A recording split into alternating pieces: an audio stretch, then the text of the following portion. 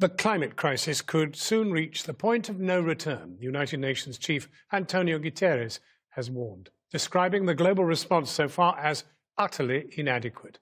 Delegates from almost 200 countries are in Madrid for the two-week UN climate conference, intended to set out the next phase of action to tackle global warming.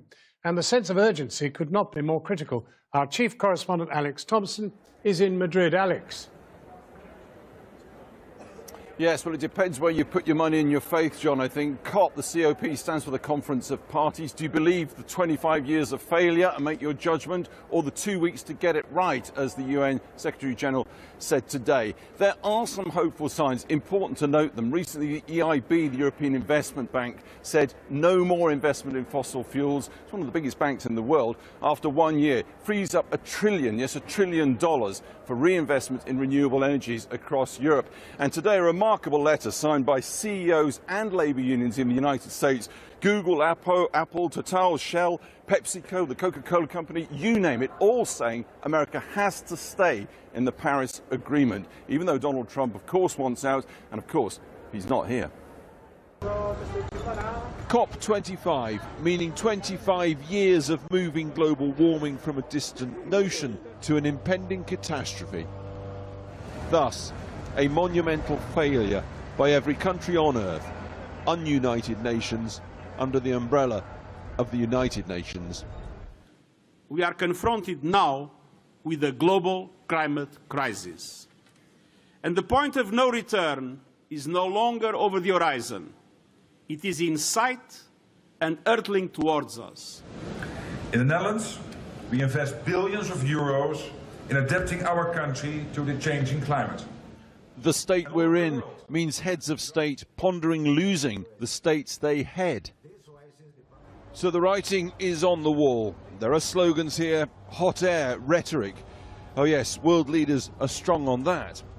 I mean, for Netherlands, this is an existential question. Absolutely. Your country might not exist. 6 or 7 million people living below sea level. So for us, building dikes, fighting climate change, but also to adapt to it is crucial. Of course, with President Trump not coming, talking of pulling out of the Paris Accord altogether, that's one hell of a signal to the humanity, isn't it? Well, we have our own signal in a positive way to have 15 members here from the Congress, the House, and the Senate to make a commitment, as well as to listen to how we all can do better working together. Are you saying, in effect, don't worry about the White House, America is listening? Oh, we're in it. We're still in it. America is still in it, yes. But ask them about real action, and they run for the hills. Stopping subsidies for fossil fuels? Step by step. Okay. People talk about ending subsidies to the fossil fuel business, full stop, globally. Don't we need some action like that? Well, we have to be on the positive side of things. The reality is, in our country, that would be hard to do now, although we've been trying to do it for a while. Almost 30,000 delegates and visitors, 50 heads of state over 2 weeks to act towards keeping global warming this side of a point of no return, desperately trying to salvage the broken global promises that came out of the Paris Agreement 4 years ago. With zero irony, delegates here can eat at Burger King, meat production being, of course, a leading greenhouse gas producer. Endesa, the power giant and Spain's largest CO2 emitter, is sponsoring this conference. Yet, without COP, the Paris Agreement on climate change would never have happened. And now, some demand that we move much further, much faster. I want Europe to become the first climate-neutral continent in the world by 2050.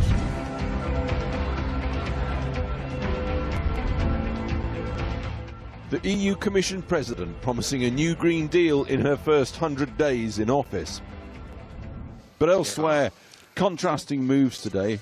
Wrong side of history or not, Chinese and Russian leaders signing a major new gas pipeline deal.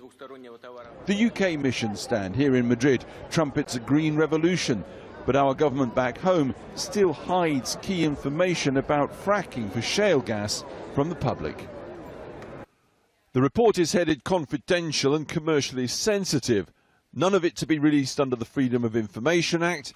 None of it may be shared within government or beyond. What is released was described by Greenpeace today as a wall of ink, almost all the report entirely censored. But why? What mustn't the public know from a report 3 years old into a business now opposed by all main parties except the Tories, and they've suspended it? Extinction Rebellion! Late this afternoon, Extinction Rebellion briefly blocked the road outside the conference centre, likely to be a probing manoeuvre testing the police response ahead of more concerted action. These protesters, like the UN Secretary-General inside, frustrated, now frightened at the lack of action. Alex Thompson, Channel 4 News, Madrid. Amid the Madrid summit, we have the NATO leaders